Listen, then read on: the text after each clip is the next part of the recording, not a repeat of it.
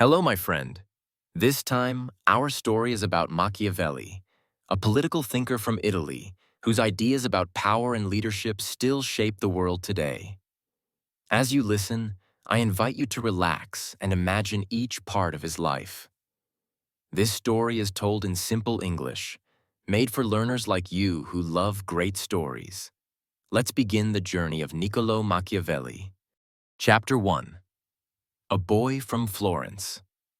Niccolò Machiavelli was born on May 3, 1469, in the city of Florence, Italy. At that time, Florence was one of the richest and most powerful cities in Europe. It was full of art, music, and ideas. The city was home to famous families, great painters, and strong political leaders. Machiavelli's family was not rich, but they were respected. His father, Bernardo, was a lawyer and loved to read books. His mother, Bartolomea, took care of the home and taught her children to be polite and careful. From a young age, Niccolò saw the importance of knowledge and reading. He went to a local school where he studied Latin and learned about history. He read the works of Roman writers like Cicero and Livy. These books taught him how people lived and ruled in ancient times. He remembered these lessons all his life. Florence was not always peaceful. There were many fights between families and leaders. Sometimes the city was ruled by strong men, and other times by the people. Young Niccolò watched these changes. He listened to stories about power, war, and politics. At home, he spent many hours reading old books. He also walked around the city and saw the buildings, markets, and crowds. These simple days helped shape his ideas about people and government. Even as a boy, he started thinking about how power worked. Chapter 2. A Young Man in a Divided Italy. When Niccolò Machiavelli became a young man, Italy was full of trouble. The land was not one country yet. It was divided into many small states and cities. Each one had its own ruler, army, and money. Florence was one of these powerful city-states. It was ruled for many years by the Medici family. They were rich bankers and strong leaders. But some people in Florence did not like them. They wanted the city to be free and ruled by the people. In 1494, something big happened. The Medici family was forced to leave Florence. The people took control of the city. A man named Savonarola became the new leader. He was a priest who spoke against rich clothes, art, and parties. He wanted people to live simple lives. Machiavelli watched this change with interest. He saw how one man with strong words could lead many people. But soon, the city became too strict. Many people became unhappy. In 1498, Savonarola was removed and killed by the same people who once followed him. After this, Florence needed new leaders. The city created a new government. They looked for smart and honest men to help. Machiavelli was chosen to be one of them. He was only 29 years old. It was the start of his life in politics. Machiavelli did not come from a rich or powerful family, but he was very smart and knew how to speak clearly. He understood the history of Florence and the ways of government. People began to trust him with important jobs. Now he was working inside the heart of the Republic. He would help make decisions, send letters to other cities, and learn about secret plans. He was not a soldier, but he began to understand war and power. He was ready for the next step in his journey. Chapter 3. Becoming a Diplomat. In the year 1498, Niccolò Machiavelli became the second chancellor of Florence. This was a very important job in the government. He was now in charge of writing official letters and leading special missions to other cities. He had to speak for the Republic. Machiavelli became a diplomat. That means he had to talk to other rulers, kings, and generals. He learned how to listen carefully and speak wisely. His job was to protect Florence and keep peace with other states. Sometimes, he had to travel far from home. He visited many Italian cities like Venice, Rome, and Milan. Each city had its own style of rule. Some were free, others were controlled by a strong prince or a king. Machiavelli took notes. He paid attention to what made leaders strong or weak. In 1500, he was sent to France. There he met King Louis XII. It was a very different world. The king lived in a big palace. He had many soldiers and advisors. Machiavelli watched the court and studied how the king gave orders and kept power. Later, he was sent to meet Cesare Borgia, the son of the Pope. Cesare was brave, smart, and cruel. He wanted to control all of central Italy. Machiavelli saw how Cesare used fear and rewards to rule. He called him a man who knew how to use power. One time, Cesare killed some of his own officers to show his strength. Many people were shocked, but Machiavelli was impressed. He thought Cesare understood how to lead in hard times. He wrote down every detail of these events to study later. During these years, Machiavelli's mind grew stronger. He understood that leaders must make hard choices. He saw that power was not only about laws, it was also about control, fear, and respect. These ideas stayed with him for the rest of his life. He returned to Florence after each mission and shared what he had learned. People listened to him because he had real experience. He was not just reading books. He was learning from real kings and commanders. His life as a diplomat changed him forever. Chapter 4. Travels and Political Lessons. For many years, Machiavelli traveled for the Republic of Florence. He met powerful men and visited many important places. Each journey gave him new ideas. He started to think more deeply about how power really works. In 1502, one of his most famous trips took him to central Italy again. He spent time with Cesare Borgia, the strong and feared leader. Cesare was trying to take over many cities. Machiavelli stayed near him for several weeks. He watched every move closely. Cesare was clever and dangerous.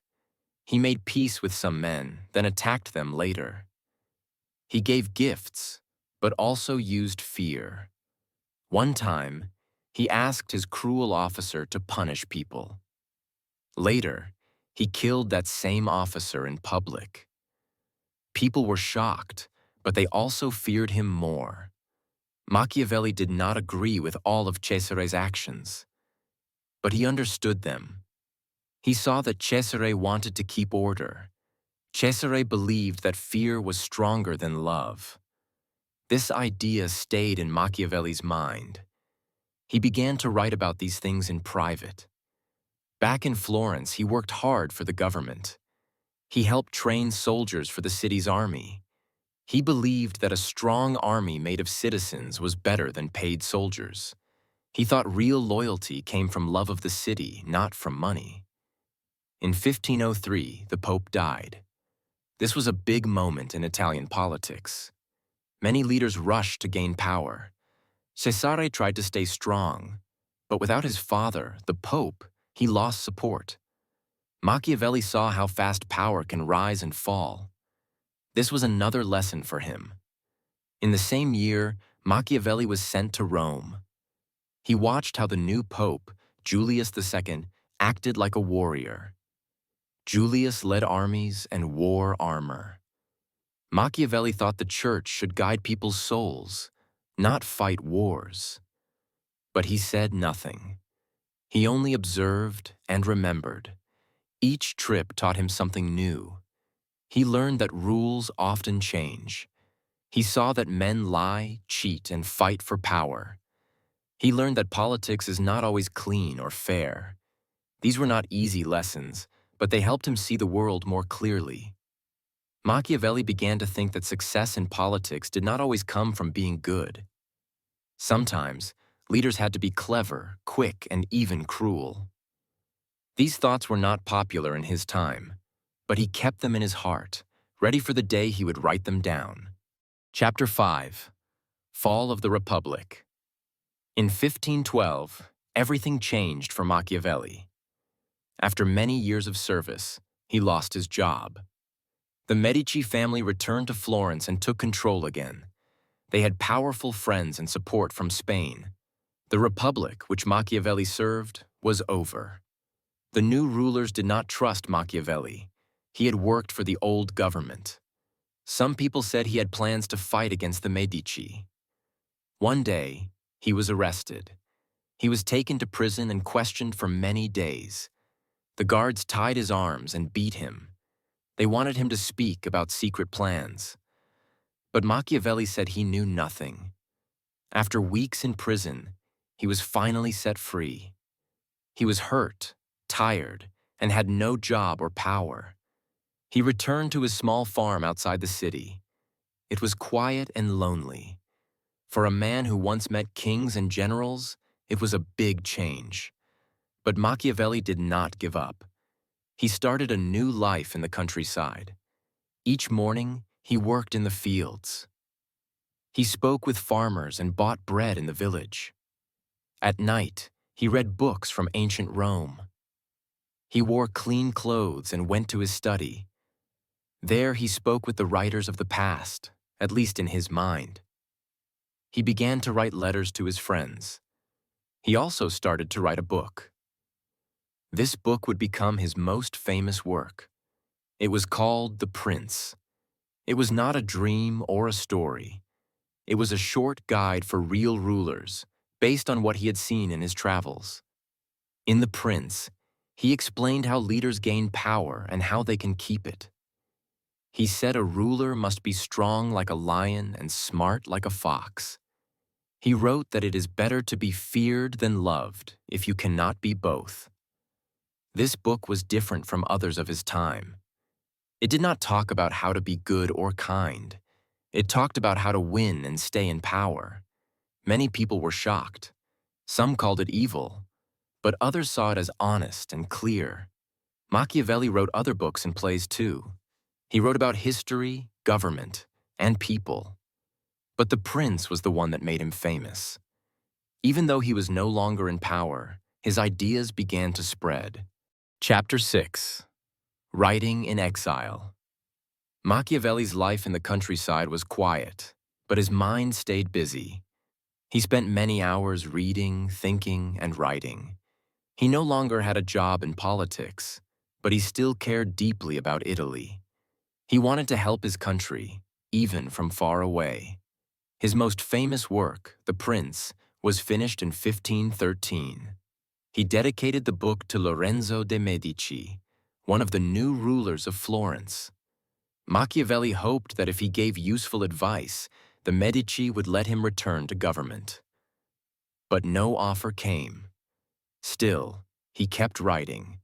He began another important work called The Discourses on Livy.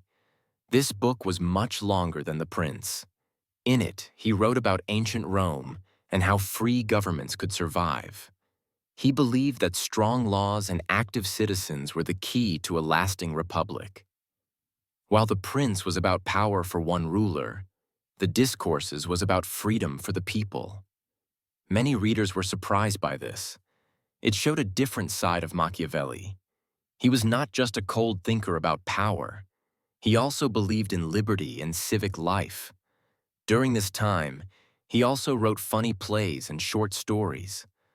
One of his most famous plays was called The Mandrake.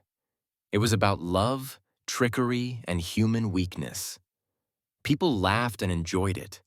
It showed that Machiavelli understood more than just politics. He also understood human nature. In his letters to friends, he shared his daily life. He wrote about hunting, reading, and planting vegetables. He often joked about his own situation, but deep inside, he still wanted to serve Florence. He wrote, "I am full of desire to return to that world." He sent copies of his writings to powerful people. He hoped they would see his value. Some praised his ideas, but others were afraid of them. His name began to be known in more places. People were talking about his views on power, leadership, and the human heart. Even in exile, Machiavelli's words traveled far. He had lost his place in the palace, but he found a new place in books. He wrote with care, with truth, and with courage. He believed that ideas could change the world, even if the writer lived in silence. Chapter 7. A Mind Ahead of His Time. Machiavelli's books were not just for his time. His thoughts were deep and bold. Many people in Florence and across Europe found his words strange. They were not used to such honest ideas about power, leadership, and politics. Most writers in that time talked about what leaders should do. They said rulers must be kind, fair, and religious. But Machiavelli looked at what leaders really did. He said, "A ruler must be ready to do wrong when needed." Many people were shocked by this. He believed that a good leader must protect the state first. If that meant lying or using fear, the leader must do it. He said, "The end justifies the means." This idea became very famous. It meant that results were more important than the actions used to get them. In his writings, Machiavelli showed that humans are not always good. He wrote, "Men are ungrateful, greedy, and false." He said a wise ruler must understand this. He must be like both the lion and the fox, strong and smart. Many readers thought he was teaching evil. Some said the prince was a book made by the devil, but others saw it as the truth. It was not about good or bad. It was about what works in the real world. Machiavelli did not tell people what they wanted to hear. He told them what he had seen. His ideas were not only for kings. In the discourses, he explained how people in a republic must work together. He believed that freedom came from good laws and shared duty. He loved ancient Rome, where people had a strong voice in government. He also believed that a republic must be ready for danger. He said it must train its people to fight, not trust paid soldiers. He saw how foreign armies destroyed weak states. He wanted Italy to become united and strong. Machiavelli's ideas did not bring him back into power, but his writings began to spread more widely. They were copied, translated, and read in many places. Over time, other thinkers began to see his value. He was a man ahead of his time. He saw politics clearly, without lies or dreams. He believed in strength, skill, and deep knowledge. His words stayed alive, even when his voice could no longer speak in public. Chapter 8. Final Years and Legacy. In the last years of his life, Machiavelli stayed in Florence. The city still belonged to the Medici family. He tried again to return to politics, but they did not trust him. He offered his advice. He wrote letters, but they gave him only small jobs. In 1520, the Medici asked him to write a history of Florence. He worked hard on this project. It was a big chance for him to show his loyalty. He wrote about the city's past with care and detail. He gave it to the Pope, who was also a Medici. They thanked him, but still did not bring him back to power. During this time, Machiavelli's health began to weaken. He felt tired more often. Still, he wrote letters to his friends and kept reading and thinking. He never stopped studying politics and history. It was the world he loved most. In 1525, Florence changed again. People began to fight against the Medici. They wanted freedom and a republic once more. This gave Machiavelli hope. But the people did not trust him. They remembered that he had tried to work with the Medici. They called him a traitor. This was painful for him. He had served the Republic for many years. He had worked day and night to protect it. But now, he was not welcomed by the old Republicans or the Medici. He was stuck in the middle. He had no place in the new government. 1 year later, in 1527, Niccolò Machiavelli died. He was 58 years old. He died quietly, without fame or honor. Many people in Florence did not understand his ideas, but his words did not die with him. Years later, The prince was printed and read across Europe. Some kings used it to guide their rule, others banned it, but it was always read and debated. His other works, like the Discourses, also became important. People began to see that Machiavelli was not evil. He was honest and brave. Today, he is remembered as one of the first modern political thinkers. His name is known all over the world. His books are still studied. People in many countries learn about him. They try to understand what power really means. Machiavelli's life journey was not easy. He rose to power, fell from grace, and wrote in silence. But his ideas lived on. Through real story, through true thought, he gave the world a way to see leadership more clearly. His journey still teaches us today. Thank you for joining this journey through the real story of Niccolò Machiavelli. His life was full of challenge, thought, and courage. Through this English listening practice, you have followed his full life journey. Let his story stay with you as a strong memory. Goodbye for now, my friend.